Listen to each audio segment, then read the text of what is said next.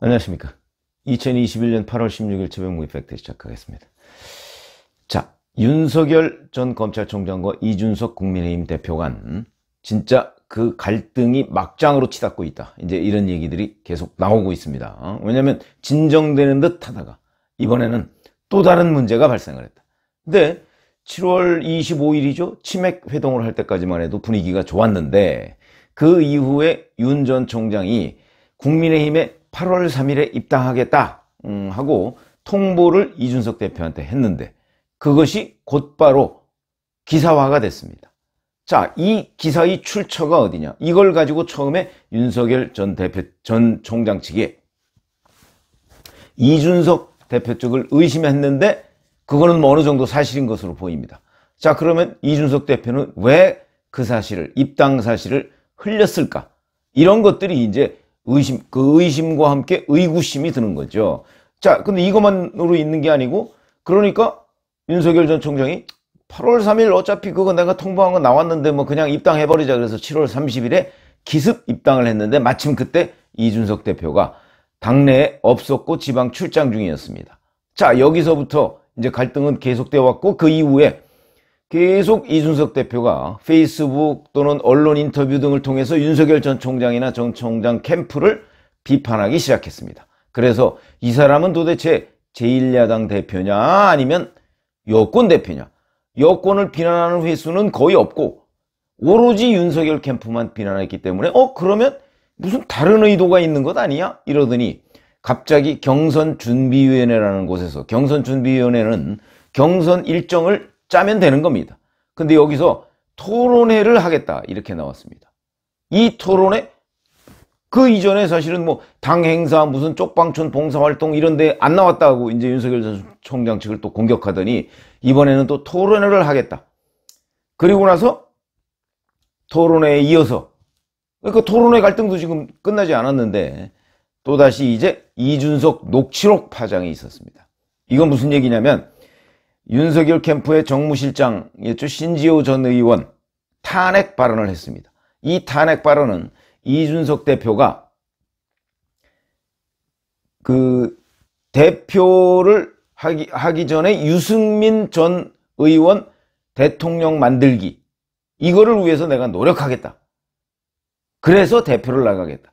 이런 발언을 한 것이 드러났죠. 물론 3월달 얘기입니다만은. 그리고 그 전에 또 한 유튜브에서 제가 한번 말씀을 드렸는데 유튜브에서 자 안철수가 서울시장이 되고 만약에 윤석열이 대통령 되면 어떻게 할 거냐 그러니까 지구를 떠야지 이런 발언을 한 것으로 드러났습니다. 이건 뭐 녹음이 돼 있으니까. 자, 그렇게 드러났는데 그렇게 되고 나니까 이제 신지호 전 의원이 아니 대통령도 탄핵하는 마당에 만약에 법률과 상식에 근거하지 않는다면 당대표도 탄핵될 수 있는 것 아니냐 하는 것이 탄핵 발언이고 요게 이제 탄핵 발언만 딱 끄집어내서 문제를 삼으니까 윤석열 전 총장이 다 같이 포용해서 가는 게 좋지 않느냐. 그래서 12일 날 이준석 대표하고 통화를 했는데 한 2분 정도 통화를 했다고 합니다. 근데 문제는 여기서 이제 그야말로 막장으로 치닫는 사태가 벌어졌습니다. 무슨 얘기냐면 이 2분간 통화 내용이요. 거의 그대로 기사화가 됐습니다. 그럼 이거 누가 얘기했겠습니까? 그래서 그걸 알아봤더니 결국 이준석 대표 측에서 유출이 됐다. 그건 뭐 확인된 내용입니다. 본인도 인정하는 부분이니까. 그런데 이준석 대표 측 관계자가 이렇게 얘기했습니다. 전달된 내용, 그러니까 언론에 보도된 내용들은 정리해 놓은 것으로 보이는데 이걸 뭘 정리한 거냐면 이준석 대표의 휴대폰에 보면 자동 녹음 기능이 있어서 녹음이 됐다. 실무진이 녹취를 풀었는데 이게 실수로 밖에 흘러 들어가게 된 것이다. 이렇게 얘기했습니다. 그 통화 녹취록임을 사실상 인정했습니다. 근데 이준석 대표는 이 부분을 인정하지 않았습니다. 그러니까 자기 캠프 관계자하고 언론에 보도된 캠프 관계자 얘기하고 이준석 대표하고 얘기가 조금 다른 겁니다. 이준석 대표는 이렇게 해명했습니다. 대화 녹취 파일과 녹취록이 공개됐다는 이야기부터 그 다음에 모 언론과의 인터뷰에서 특정 후보에 대한 지지 발언을 제가 했다는 정체불명의 내용이 돈다고 한다. 요 모 후보, 모 언론과의 인터뷰는 한간에는 중앙일보로 알려져 있는데 여기에서 이제 이렇게 얘기합니다. 토론회 2번이면 윤석열을 낙마시킬 수 있다. 이렇게 이제 얘기를 했다는 거죠. 근데 중앙일보에서 그 보도를 하지 않았다는 겁니다. 너무나 위험한 발언이라고 생각을 해서. 이게 이제 찌라시 내용입니다. 찌라시. 근데 이제 이게 사실이 아니다. 지금 이렇게 얘기한 거죠. 글쎄 그게 뭐 사실인지 아닌지는 뭐 알 수가 없죠. 찌라시 내용인데 그걸 지금 이준석 대표는 부인하고 있는데 우선 녹취 파일과 녹취록이 없다.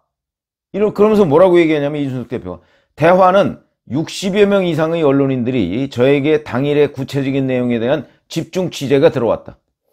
대화가 길지 않아 대부분의 내용이 취재 과정에서 언론인들에게 전달됐고 그런 구도로 전달된 부분들이 정리돼 문건화된 것으로 보인다. 이렇게 얘기했습니다. 자, 이 자체적으로 얼마나 많은 모순을 가지고 있는가. 우선 60여 명 아니라 600명 아니라 6,000명이 취재를 해도 본인이 말을 안 하면 그럼 나갈 리가 없죠. 이건 어차피 전화로 두 사람이 통화한 거 아니겠습니까? 본인이 말을 안 하면 얼마나 많은 숫자의 기자들이 취재를 해도 그 부분은 공개 안 될 수 있는 것이다. 공개가 거의 문답 녹취록식으로 돼 있습니다. 그건 결국 본인이 얘기를 했다는 거죠. 근데 그 부분을 인정하지 않고 취재가 들어와서 취재 과정에서 언론인들에게 전달됐고 이게 무슨 얘기입니까? 말장난도 이런 말장난이 없습니다. 언론인들에게 전달됐다는 얘기는 본인이 취재에 응해서 그대로 녹취록 형식으로 얘기를 했다. 짧지 않으니까 2분간 정도니까. 이 얘기가 됐는데 그걸 언론인들에게 전달됐고 그게 정리돼서 문건화됐다?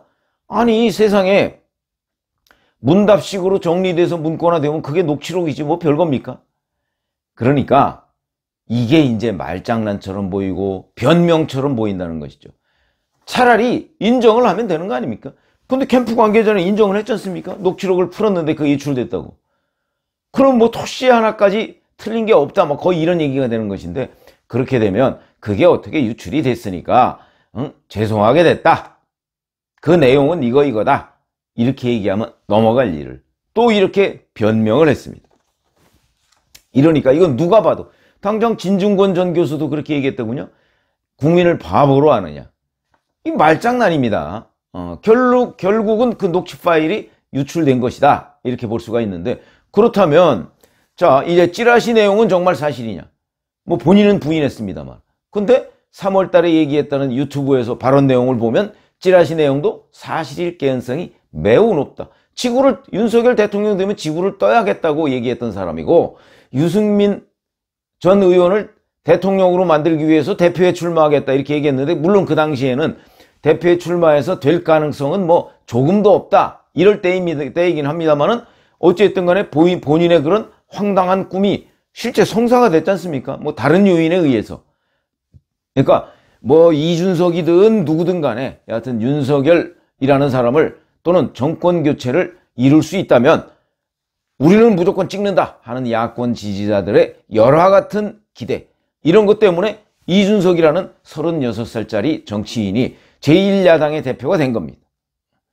그게 뭐 이준석이라는 여의도 정치밥 뭐 10년 먹은 사람이 이 사람은 정권 교체를 이룰 거야 라고 한 게 아니고 정권 교체라는 거대한 파도 속에서 이 사람이 역할을 할 수 있지 않을까 하는 기대 때문에 그쪽으로 표를 몰아줬는데 실질적으로 그 이후에 대표가 된 이후에 주로 한 일은 야권의 유력 대선 후보인 윤석열 전 검찰총장과 그 캠프를 비판하는 일이었다. 이게 과연 제1야당 대표로서 할 수 있는 일이냐? 자기의 정체성이 뭔지 모르는 것 아닌가? 이런 이제 지적을 계속 받아왔는데 자 이번에는 다시 또 이런 그 후보와의 녹취 파일을 외부로 유출하는 일이 벌어진 겁니다. 자 그러면 이렇게 되니까 이제 12일 날 이준석 대표와 이런저런 갈등을 봉합하려고 했던 윤석열 전 검찰총장도 직접 입을 열었습니다. 백범 김구 기념관 참배를 마친 뒤에 이렇게 얘기했습니다. 국민의힘부터 먼저 공정과 상식으로 단단하게 무장돼야 한다고 생각한다. 왜 그러냐면 이 신지호 전 의원의 탄핵 발언 이 부분에 대해서 윤석열 전 총장이 이준석 대표한테 해명을 하면서 공정과 상식 얘기를 했거든요. 그런 부분으로 단단하게 우리 캠프 사람들을 무장시키겠다 이렇게 얘기하니까 이준석 대표가 자, 그게 속속들이 전해되도록, 그러니까 캠프 관계자 모두한테 그런 그 언행이 전달되도록 해달라 이렇게 얘기를 했습니다. 이렇게 되면 끝난 거 아닙니까? 그런데 그 대화 내용을 본인이 이준석이 유출했다. 이렇게 되니까 이제 그럼 이 사람 정말 믿을 수 없네 이렇게 되는 거죠. 벌써 윤석열이 이준석한테 얘기했던 걸 입당 날짜부터 이것까지 지금 드러난 것만 2건입니다. 그 2건을 다 이준석 측에서 유출을 하니까 윤석열 전 총장으로서는 당연히 이게 믿을 수 없네 이렇게 될 거 아닙니까? 그러니까 본인이 직접 나서 공정과 상식으로 국민의힘이 먼저 무장을 해야 되겠다. 이렇게 어찌 보면 직격탄을 날린 것이다. 그러자 이제 캠프의 조직본부장인 이철규 의원은 더 강력하게 얘기했습니다. 이준석 대표가 억울하다면 자신의 휴대전화를 검증받아야 한다. 그러니까 휴대전화의 녹취 파일과 실제 언론에 보도된 내용이 얼마나 다르냐. 지금 뭐 거의 같은 것으로 보입니다만 이렇게까지 공격을 합니다.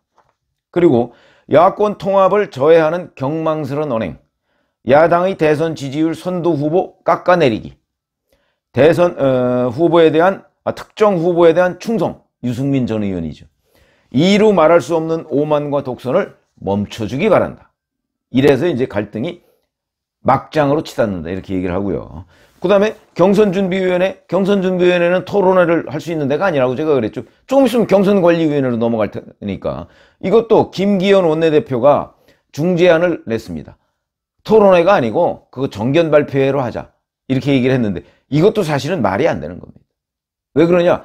경선 준비만 하는데 거기서 왜 정견 발표회는 경선관리위원회에서 해도 충분합니다. 8월 말에 경선관리위원회가 뜨면 8월 말에서 9월 말, 10월 말 2달 이상 이 경선 관리를 할 시간이 있습니다. 2달 동안 어마어마하게 많은 토론회를 할 수 있을 것이고 정견 발표회는 물론이고 다 할 수 있습니다. 그런데 왜 서둘러서 이러느냐? 이게 결국 찌라시 내용에 있는 것처럼 토론회 2번만 하면 윤석열을 낙마시킬 수 있다는 이준석 대표의 믿음, 여기에서 비롯된 것이 아닌가 하는 의심을 지울 수가 없다는 거죠. 그렇기 때문에 근데 이 정견 발표에 대해서 조수진 선임 최고위원이죠 이렇게 얘기했습니다.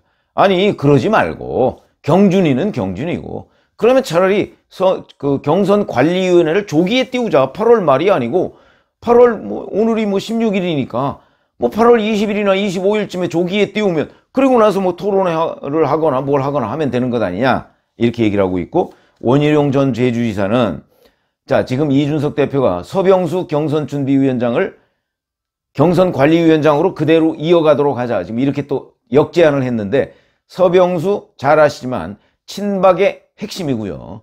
이 사람 아직도 박근혜 전 대통령의 탄핵은 불법이다, 부당하다 이렇게 국회 발언에서 주장하는 사람입니다. 거의 태극기입니다. 이 사람의 동생인 서범수 의원이 이준석 대표의 비서실장입니다.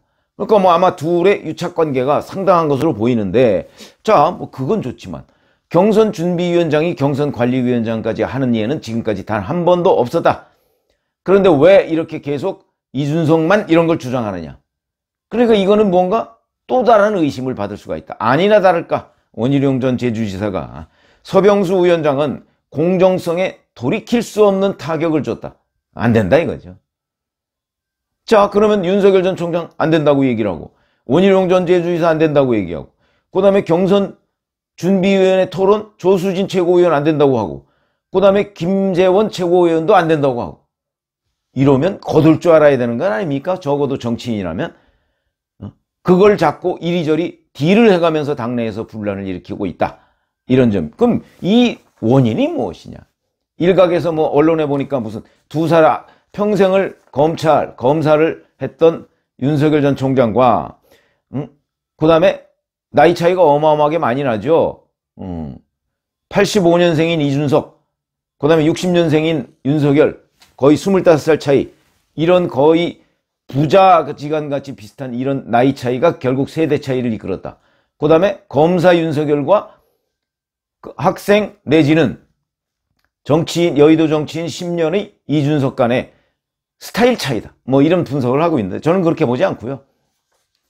저의 관점은 이건 결국 유승민 전 의원, 아버지의 친구라는 유승민 전 의원을 대통령으로 만들기 위한 이준석 대표의 끊임없는 노력, 이것 때문에 이런 일이 발생했다. 이렇게 보고요. 그러면 해법은 무엇이냐?